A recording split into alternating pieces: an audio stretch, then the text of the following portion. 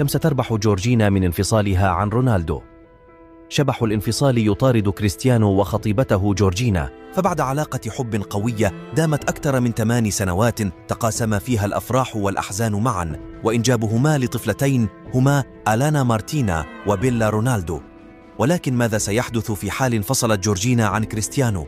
الصدمة أن جورجينا ستستولي عن الثروة التي ظل رونالدو يجمعها لسنوات. ولكن كيف سيحدث ذلك؟